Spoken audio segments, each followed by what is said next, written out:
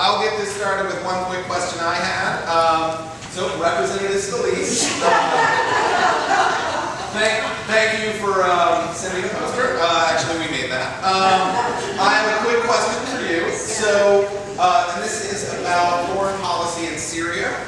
When President Obama went to Congress to ask for authorization for military action against Assad in 2013, you said, and this is directly from your website, after careful consideration and numerous briefings, I cannot support the administration's request for a resolution authorizing the use of military force in Syria. The administration has not made the case that military action in Syria is in America's best interest, and I have strong concerns that we will be involving ourselves in a civil war where there are bad actors on both sides. But then, on April 7th of this year, you tweeted, "The United States sent a clear message that we will not tolerate the slaughter of innocent citizens by the Assad regime. I support President Trump for taking this strong and measured action." Can you please explain what changed except the party of the president? So now I'll hand it off to everybody else. If anyone else has a question on that, or healthcare, or the environment, or anything that you have a strong opinion about and want to voice your concern. Good evening. I have a couple of things, but I'll just do one now and deal with it later. We'll get the volume up a bit. I move. Okay. From the Congressman's website this morning, there's a Q&A part of the website. And one of the Q's is, how can I find out when the Congressman's next town hall meeting of public appearance will be in my community? And the A is, Congressman Scalise makes it a point to visit every community in Louisiana's 1st district. Come on, how many of them? That was me, not it. Back to him. To learn when his next town hall meeting or public appearance will be, click here or call the Congressman's district office at So I clicked here, and you come to events, and here's what you see on events. There are no upcoming events. Please see the events archive. So, Congressman Scalise, it seems like a little bit of congressional hypocrisy going on here. Would you please try to explain to us how you can put up with this? I'm sure you don't approve of it. Thank you very much.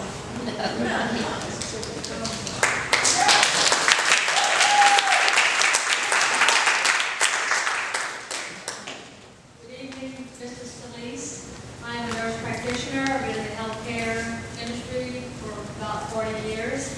And I'm wondering how you can justify the repeal of the Affordable Care Act when it is a step in the direction every other industrialized nation has except for the United States.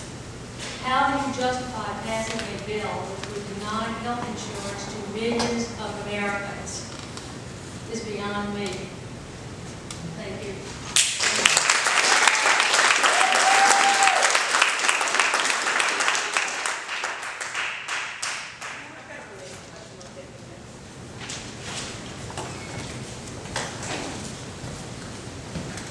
Mr. Scalise, millions of Americans were horrified by the Republican AHCA bill and spoke out forcefully against it. We were delighted and relieved when it was pulled from the lack of support in the House. Now comes news that there's a new round of legislation that the House will attempt to push through for a vote, and it sounds at least as bad as the first one. We're hearing that it will allow states to obtain a waiver of the requirement that insurers not set higher premiums for individuals with pre-existing conditions. We're also hearing that states would be able to obtain a waiver of the requirement that insurers cover what's known as essential health benefits. Apparently, these two elements are being included so that a compromise can be reached between the different groups of fractured Republican leadership, and the bill can be passed quickly. But together, they effectively guarantee that any promise that individuals with pre-existing conditions can still obtain coverage is an empty one. My teenage son was diagnosed about 2 years ago with type 1 diabetes. Until and unless there's a cure, he will live with it for the rest of his life. It will never go away, and it will ruin the health of the existing condition. Even with good insurance for our employers, we spend thousands every year out of pocket for physician co-pays, and for his insulin, for his pump supplies, for his blood glucose testing supplies that he must use every day to live. The two proposed compromises that we're hearing about in this new bill will be dangerous and deadly to many of your constituents, including my son.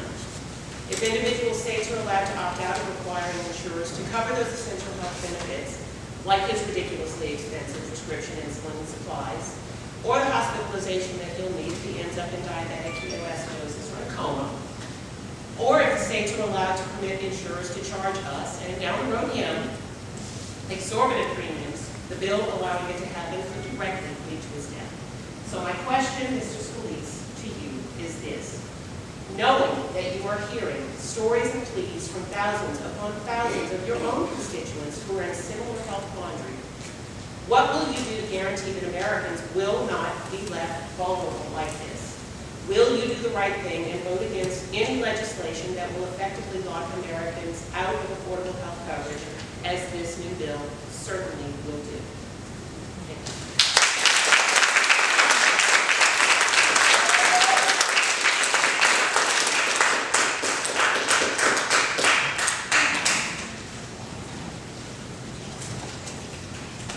Good evening, Mr. Scalise. My name is Tony Easton, and I am a resident of Big Springs. My question also is related to health care. It has two parts. First, do you believe that your constituents, every single one, deserve the same access to quality health care as you have? Yay!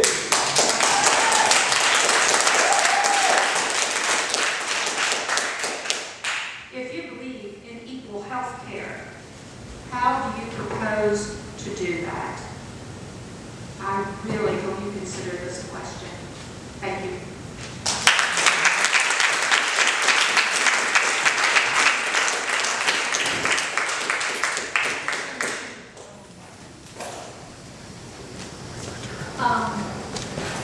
Mr. Scalise, this is the second town hall that I've attended and you have not been here. And I'm kind of persistent, so I'll continue coming to them, but I would really like for you to appear at one time. I'm not comfortable speaking in front of a large group. This is a very nice group. If you're uncomfortable being in our presence, I'm sorry, but that is your position. I'm doing something I'm not comfortable with. I appreciate you maybe move into something uncomfortable. Show up to one of our meetings, please.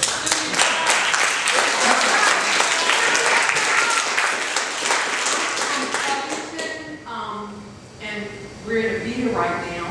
So everyone here is from Louisiana.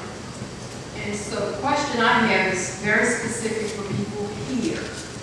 In light of the fairly recent Gulf oil spills, many that have happened, in light of the disappearing coastline of our state, Louisiana, of your state too, of Louisiana, of an important part of the United States, that coastline is disappearing. In light of Cancer Alley along the Mississippi River, and it appears that it'll only get worse because of increased industrialization. I really want to know, and that's why I'm sorry you're not here, because I really want to hear your answer to this. How can you support the demolition of the EPA? It's beyond me. You defend its demolition, and I need to hear from you, how in the world can you do that to your family, to all of us here, to the people of the United States?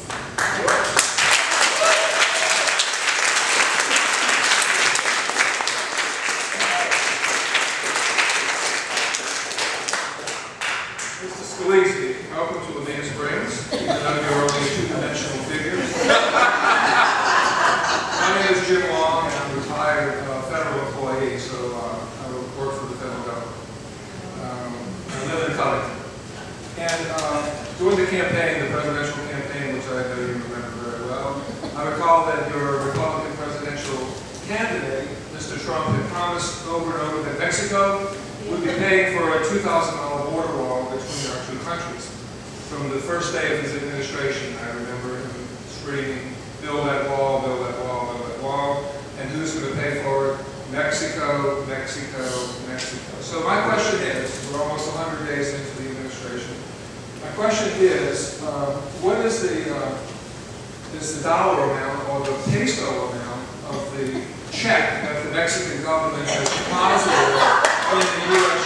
Treasury to go towards building that wall? Because I know that you're not going to put $1 of our taxpayer money into building that wall, because Mexico is going to pay for that wall. Can you promise me that not $1 of my federal taxes or anybody else's federal taxes here will go into the building of the wall, since Mexico will be paying for it? Thank you.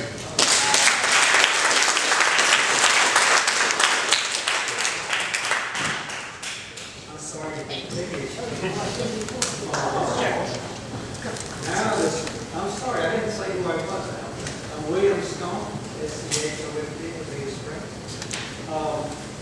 And now Mr. Trump is telling us that he's willing to cause a shutdown of our government unless he gets agreement that he's going to fund money for his precious wall.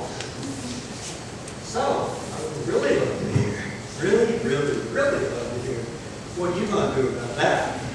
Okay? Thank you very much. Apropos of, yes, the wall and the insurance, now our president has proposed very generously that he will fund the ACA payments. Oh gosh, I'm sorry, I forgot the word I'm looking for. It's like this subsidies. Thank you. Yes, he will continue to pay those as long as we agree that to the wall payments. In other words, dollar for dollar. We give $1 of the ACA payments, if they'll fund $1 of the wall, and so forth. $20 payments. So, what do you think of that? Of holding, healthcare subsidies hostage for the wall that, he promised over and over again Mexico was going to pay for it. So that's what I got to.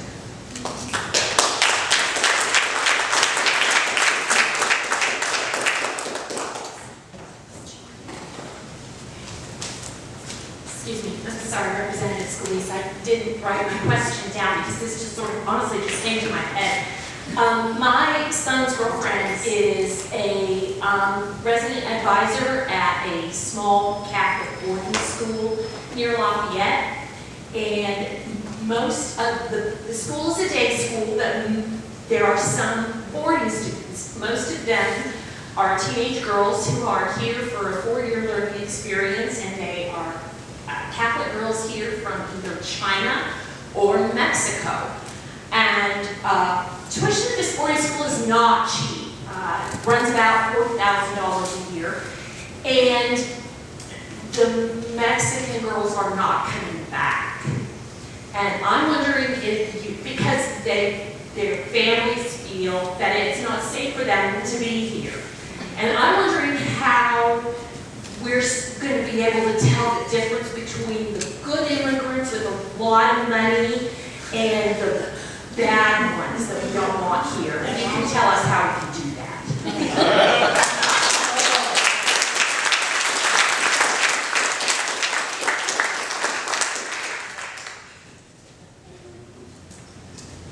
Is the reproductive rights project today?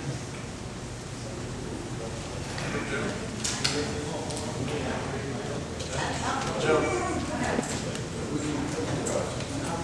Mrs. Scalise, I'm Pat Brennan, I'm a nurse practitioner, and I've been in the healthcare industry since 1970. I've worked in the school system in Jefferson Parish, and I can't tell you how many young people that I've counseled on birth control, safety issues, education, and cutting back funding for Planned Parenthood is not just cutting back funding for abortion. We've done a whole lot of other things that these kids need in Louisiana in our system. And I can't tell you how many people that I've counseled and helped who are just entering the age where they become sexually active, even middle school kids. And it's very sad to see all the social programs that are being attempted to be cut back by the Trump administration, and I have no respect for any Republicans who support that. Thank you.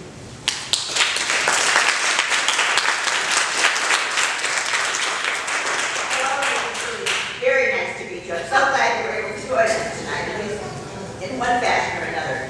I am Joan Simon. I've lived in St. Tammany since 1984. As you know, we have a little bit of a problem in Louisiana with flooding.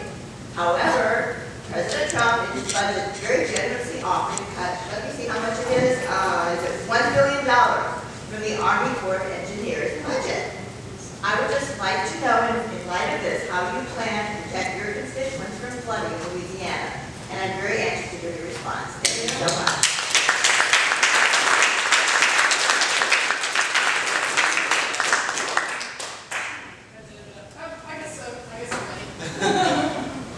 Hello, Representative Scalise. My name is Sue Tyler. I live in Madisonville, Louisiana. And my question is on the topic of taxes. And I'd like to know, if you could please explain to us why you have not come out vocally to ask for the release of President Trump's tax returns for multiple years.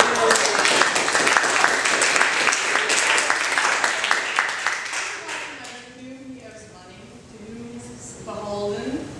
This is very important for us to know this information. Thank you so much for your response.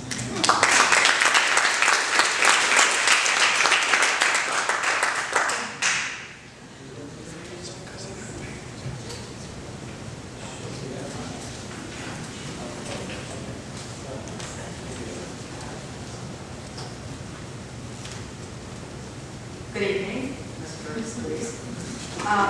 As you know, wetlands plays a huge part in protecting our homes and our businesses here in southern Louisiana. And I was wondering if you could tell us what measures you do support to protect the air, land, and water for Louisiana, since President Trump has been using executive orders to decrease some of the coal industry's requirements for clean water. Thank you.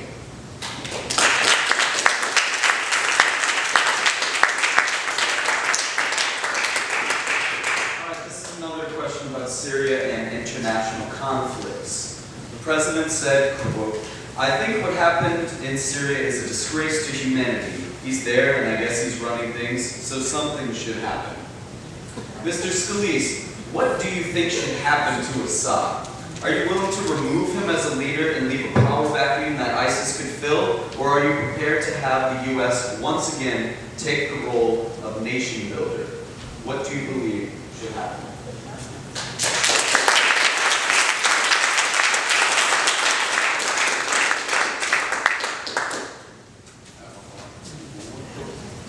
Just to follow up that foreign policy question with a rather domestic one, real domestic, here in Louisiana. I, like many of you, born and raised here. And in the president's budget, he calls to completely cut the Delta Regional Authority. The Delta Regional Authority was created in 2000. It is designed to develop our region as well as many states in the Mississippi Delta. Just a little info if you didn't know. It serves 56 parishes and a majority of the first district, people you represent. It serves 828,637 citizens of Louisiana, has funded 185 economic development projects, invested $23,282,915 in Louisiana, helped provide levee repairment for Plaquemines Parish this past year, has created or retained over 10,000 jobs for this state, and has helped provide clean, safe drinking water for 24,826 residents of Louisiana. Are you willing to cut this amazing institution which helps the citizens of your district and your state for the sake of increasing the military budget and building a wall that won't do anything to stop illegal immigration? Are you willing to forsake your citizens for the president's budget? Please give me an answer on what you think about the Delta Regional Authority.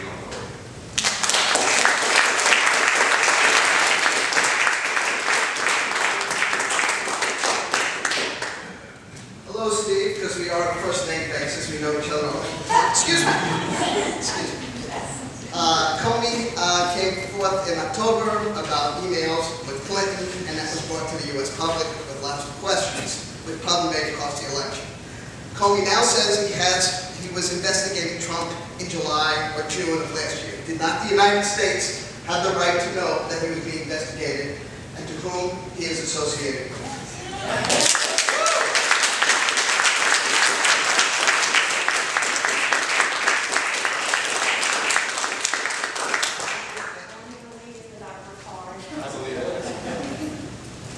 Hi, Steve. Remember me from high school? I went to Mount Carmel, and I know you. I wanted to just tell you that I'm really upset about the Republican Party and how you guys have just turned a blind eye to all the violations of our Constitution under President Trump. The Emolument Clause, I just don't understand. What are y'all going to do about that? You're so mum about it. If this was on the opposite side, there would be a revolution in the streets. Please tell me, what are you guys going to do about what Trump is doing and violating so many of our constitutional laws? Thank you.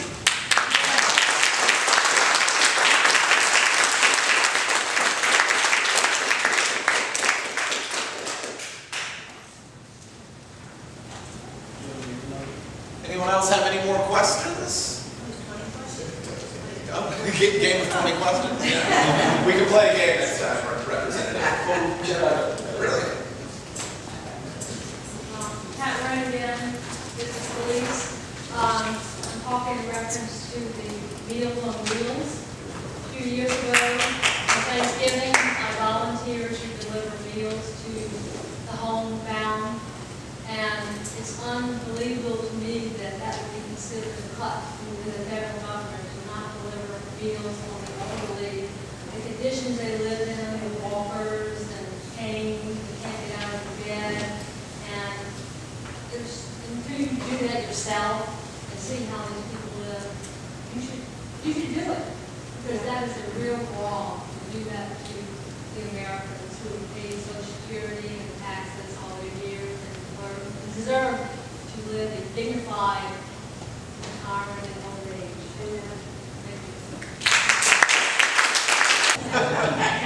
Hello, Steve. 59 tomahawk missiles. Yes, that was total ridiculous. The amount of money to be spent. Yes, 30 kids, 30 people die every day in war in Sudan and in other parts of Africa, and for other reasons that we don't take any action.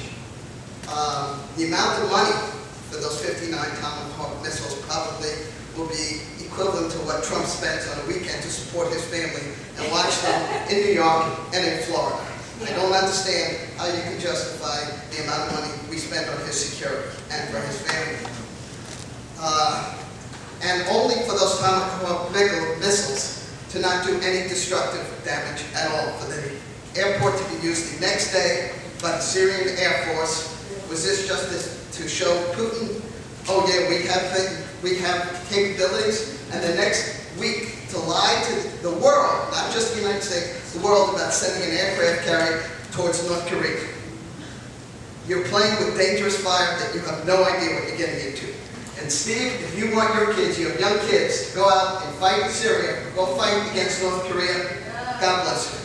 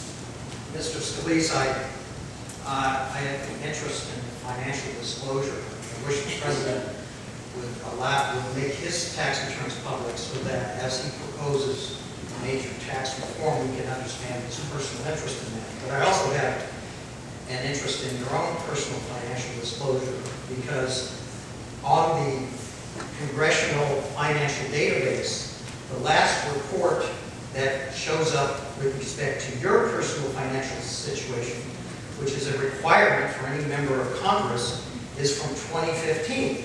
The last time I looked, it's 2016. There is no report for 2016, even though the rules require that it be promptly done. Now, I understand you have a lot of influence as the majority whip, but you should be following the rules, don't you think? And given the enormous amount of influence you have and your ability to have a nice price list for participation in meetings with you, even though you will not participate in a meeting with this group of your constituents, it would be good to know how your own personal financial situation has changed as required by those congressional data reports, financial data reports, and it's just not there. So what's happening? You should comply, and if not, you should explain why you're not complying. So what is your answer to that?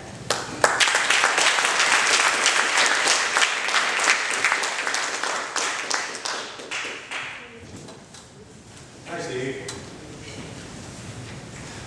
Mrs. Scalise, you voted for H.R. 1217, which repealed the Prevention and Public Health Fund.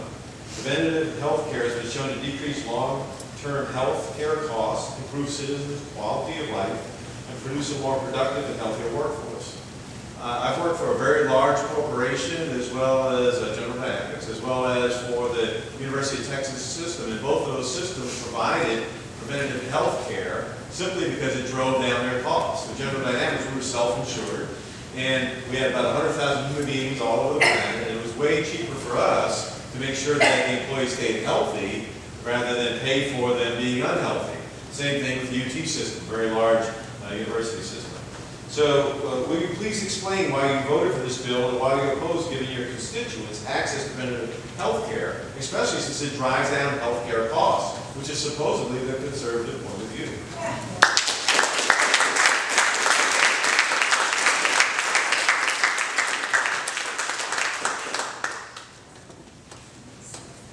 Mr. Scalise, do you remember that you're from the state of Louisiana? You don't even visit it anymore, it doesn't seem like, but how are you going to explain, or how have you explained, a cut to the arts, the huge cut to the arts that Republicans want to make in the budget this year, when one of the largest parts of the economy in Louisiana and an important aspect of the culture, representative of the culture of Louisiana, include the arts and music.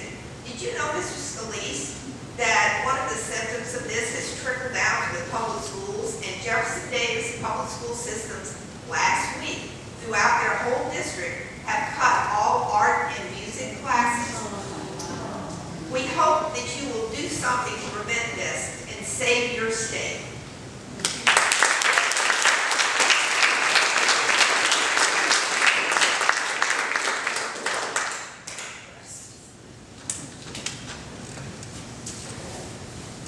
Any more questions from anyone? All right. Well, we had some great questions there. Thank you, everyone. So let's get started.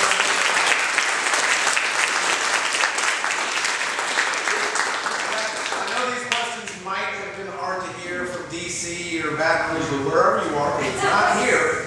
But don't worry, we're going to send you a list of questions and a video of this so that you can actually listen to your constituents. Thank you all for being here.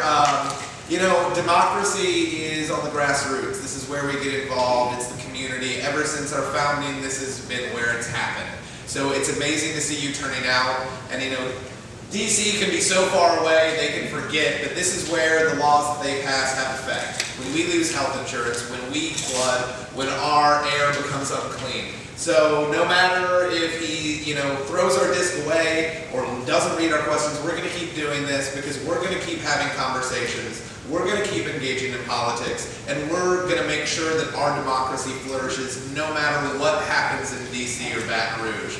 So if y'all want to keep, joining us, we're going to keep doing these every recess. We're going to keep having events and posting them. Stay engaged, make democracy work. So let's keep going.